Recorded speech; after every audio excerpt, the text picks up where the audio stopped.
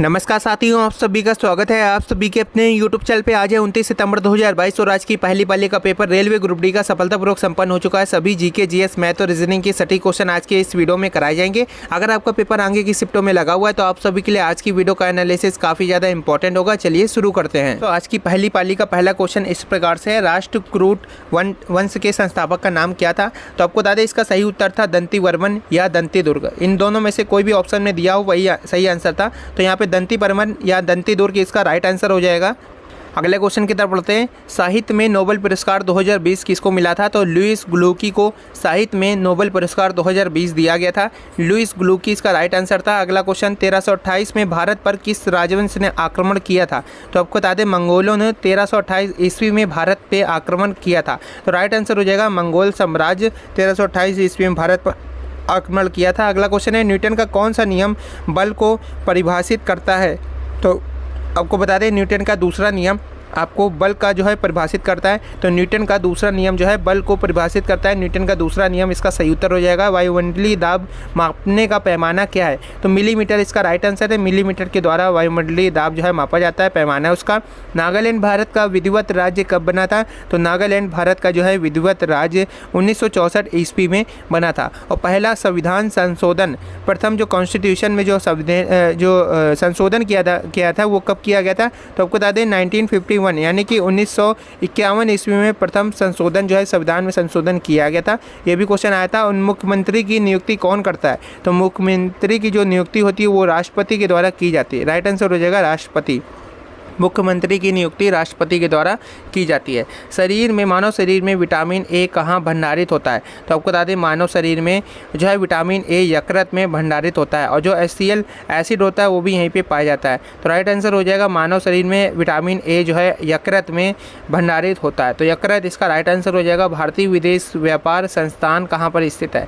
भारतीय विदेश व्यापार संस्थान कहाँ पर स्थित है? तो आपको बता दें नई दिल्ली। नई दिल्ली इसका राइट आंसर है। भारतीय विदेश व्यापार संस्थान जो है आपका नई दिल्ली में स्थित है।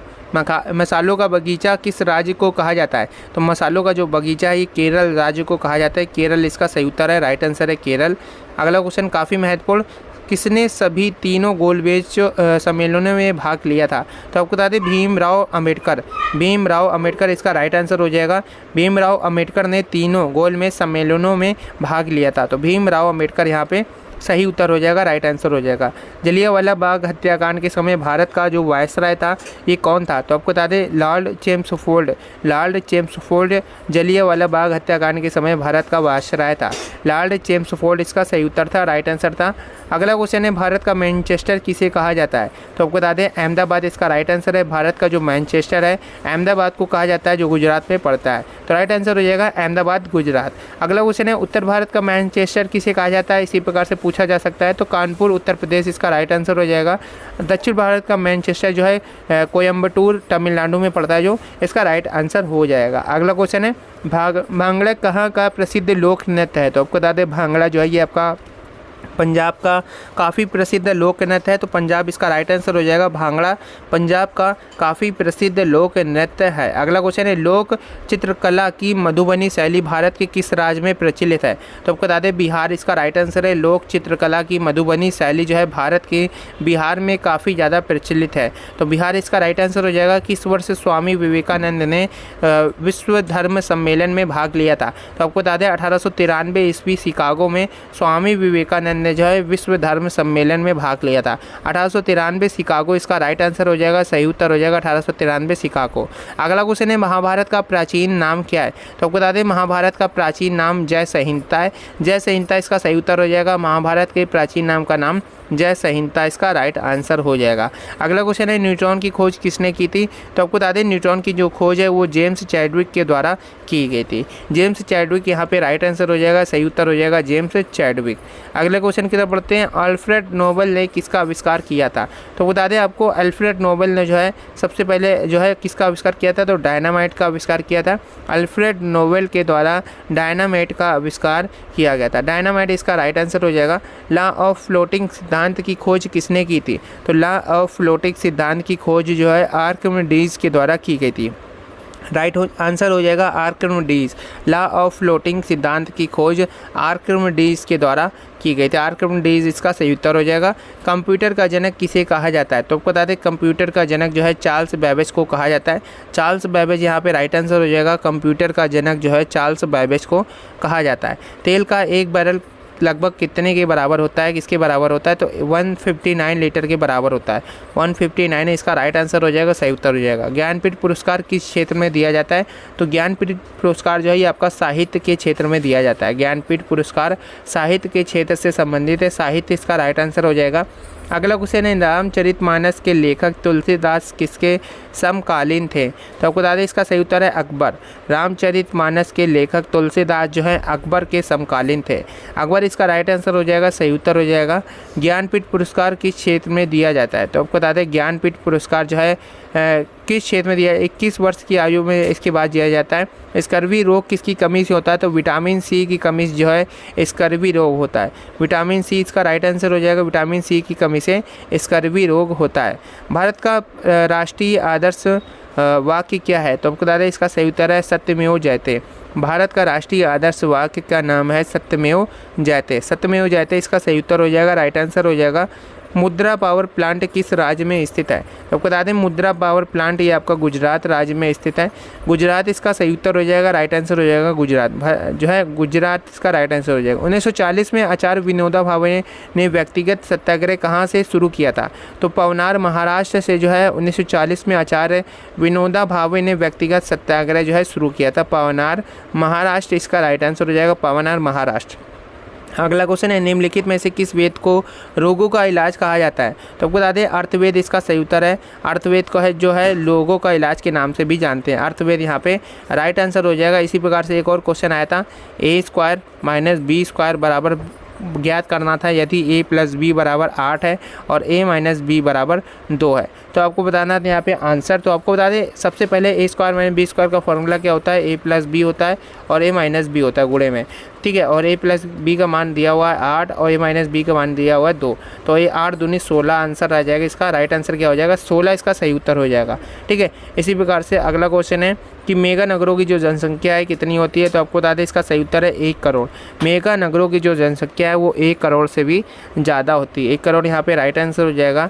अगला क्वेश्चन काफ़ी महत्वपूर्ण, दक्षिण भारत से उत्तर भारत की ओर जो है आंदोलन किसने चलाया था?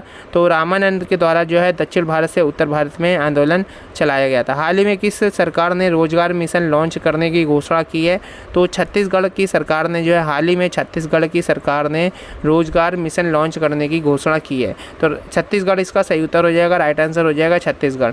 भीतरगांव मंदिर कहाँ पर स्थित है? तो ये आपका कानपुर में स्थित है। कानपुर इसका राइट आंसर हो जाएगा, सही उत्तर हो जाएगा। भीतरगांव मंदिर कानपुर में स्थित है। अगला क्वेश्चन है किस राज्य में पोनंग लोक नृत्य जो है काफ़ी ज़्यादा प्रचलित है? तो आपको बता दें पोनंग लोक नृत्य जो है ये आपका अरुणाचल प्रदेश में काफ़ी ज़्यादा प्रचलित है। सही उत्तर हो जाएगा अरुणाचल प्रदेश। अरुणाचल प्रदेश का राइट आंसर हो जाएगा। अंग्रेज़ों द्वारा पेंशनर बनने वाला भारत का पहला मुगल बादशाह कौन था? तो आपको बता दें अंग्रेज़ों का पेंशनर बनने वाला भारत का प्रथम जो पहला मुगल बादशाह था वो था शाह आलम। शाह आलम इसका राइट आंसर हो जाएगा। अंग्रेज़ों का पेंशनर बनने वाला पहला मुगल बादशाह शाह आलम था। कर्नाटक में वीर शैव आंदोलन के आरंभकर्ता कौन थे? तो आपको बता दें कर्नाटक में वीर शैव आंदोलन के प्रारंभकर्ता वासावन्य थे। वासावन्य इसका सही उत्तर हो जाएगा। कर्नाटक में वीर शैव आंदोलन के आरंभकर्ता वासावन्य थे। अगला क्वेश्चन है पृथ्वी के सबसे नज़दीक ग्रह कौन सा है? तो आपको बता दें शुक्र ग्रह पृथ्वी के सबसे नज़दीक ग्रह है शुक्र ग्रह। शुक्र ग्रह इसका सही उत्तर हो जाएगा। मधुमक्खी पालन क्या कहलाता है? तो एपी कल्चर।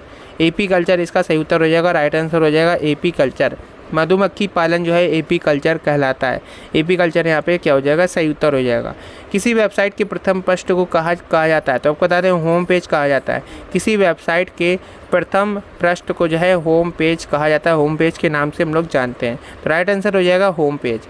वह एकमात्र ग्रह कौन सा है जो अपनी धुरी पर पूरब से पश्चिम की ओर घूमता है? तो आपको बता दें पृथ्वी, मंगल, बृहस्पति जितने भी ग्रह हैं सभी जो हैं आप लोगों के पश्चिम से पूरब की ओर घूमते हैं। जबकि जो सिर्फ और सिर्फ बुध ग्रह एक शुक्र ग्रह एक ऐसा ग्रह है जो है पूरब से पश्चिम की ओर घूमता है, ठीक है, पूरब से पश्चिम की ओर घूमता है, सिर्फ और सिर्फ शुक्र ग्रह ही घूमता है और बाकी सब जो है पश्चिम से पूरब की ओर घूमते हैं अपनी धुरी में के विरुद्ध। ठीक है, अगला क्वेश्चन है सूर्य में सबसे अधिक गैसें कौन सी होती हैं? तो सूर्य में जो है सबसे अधिक गैसें हीलियम और हाइड्रोजन होता है, तो हाइड्रोजन सबसे ज़्यादा होता है। तो राइट आंसर हो जाएगा सूर्य में सबसे अधिक जो गैस होती है वो होती है हाइड्रोजन। राइट आंसर हो जाएगा हाइड्रोजन। सो अभी तक ये लिखा है पृथ्वी से दिखाई देने वाला सबसे चमकीला ग्रह कौन सा है? तो आपको बता दें शुक्र ग्रह ही है, शुक्र ग्रह इसका सही उत्तर था। अगला क्वेश्चन है इंदिरा गांधी राष्ट्रीय उड़ान एकेडमी कहाँ पर है? तो आपको बता दें उत्तर प्रदेश के फुर्सतगंज में इंदिरा गांधी राष्ट्रीय उड़ान एकेडमी जो है आपकी स्थित है। अगला क्वेश्चन है कोई धनराशि साधारण ब्याज पर 5 वर्षों में 1020 रुपये हो जाती है तथा 8 वर्षों में 1200 रुपये हो जाती है, तो मूलधन ज्ञात करना है। कोई धनराशि x है 5 वर्षों में जो है 5 वर्षों में 1020 हो जाती है, इसके बाद बोला 8 वर्षों में ये 1200 रुपये हो जाती है। ठीक है, तो यहाँ पे 3 वर्ष में कितनी बढ़ रही है? तो 3 वर्ष में 180 बढ़ रही है, 3 वर्ष में 180 बढ़ रही है, तो 1 वर्ष में कितनी बढ़ती होगी? 1 वर्ष में बढ़ती होगी 60। तो 5 वर्षों में यहाँ पे बोला है, तो 5 वर्षों में कितनी बढ़ चुकी होगी? तो 5 वर्षों में 6 पंचे 30, तो 5 वर्षों में कितनी बढ़ी होगी? ये 300 बढ़ी होगी। तो 1020 में से 300 तो उसको ब्याज मिला है सिर्फ, तो 1020 में से जब 300 माइनस करेंगे, 300 जब माइनस करेंगे तो 720 इसका सही उत्तर हो जाएगा। मूलधन जो आ जाएगा वो आपका 720 रुपये इसका राइट आंसर हो जाएगा। अगला क्वेश्चन है ईश्वर का निवास स्थान जो है किस नगर को कहा जाता है? तो आपको बता दें ईश्वर का निवास स्थान प्रयाग को कहा जाता है, प्रयाग इसका सही उत्तर हो जाएगा। कर्क रेखा भारत के किन राज्यों से होकर गुजरती है? तो बता दें आपको सभी को इसका सही उत्तर है कर्क रेखा भारत के 8 राज्यों से होकर गुजरती है और ये 8 राज्य कौन कौन से हैं? तो पहला है राजस्थान, दूसरा है गुजरात, इसके बाद है मध्य प्रदेश, छत्तीसगढ़, झारखंड, पश्चिम बंगाल और त्रिपुरा, मिजोरम। ठीक है, तो ये 8 राज्य जो हैं दोस्तों, इन 8 राज्यों से होकर कर्क रेखा जो है ये गुजरती है। राइट आंसर हो जाएगा 8 राज्य इसका सही उत्तर हो जाएगा। और जितने भी क्वेश्चन प्रोवाइड किए जा रहे हैं सभी आपको टेलीग्राम पर मिल जाएंगे। आज ही जाइए टेलीग्राम पर सर्च करिए सरकारी जॉब विद अभय, सरकारी जॉब विद अभय आप लोग जाके सर्च करेंगे तो टेलीग्राम चैनल पर आप लोगों को सभी क्वेश्चन जो है जीके जीएस और करंट अफेयर के मिल जाएंगे। अगर आप लोगों का एग्ज़ाम जो है अभी भी फेज़ 3, 4 या 5 में लगा हुआ है तो आप लोगों को वहाँ पूरे जीके के, जीएस के और आप लोगों को करंट अफेयर के नोट से मिल जाएंगे, तो आप लोगों को वहाँ से तैयारी करनी है। और आप सभी बता दें फेज़ 1 के, फेज़ 2 के, फेज़ 3 के जो अब रिज़ल्ट हैं वो भी आना शुरू, भर्ती बोर्ड जो है वो भी अब जारी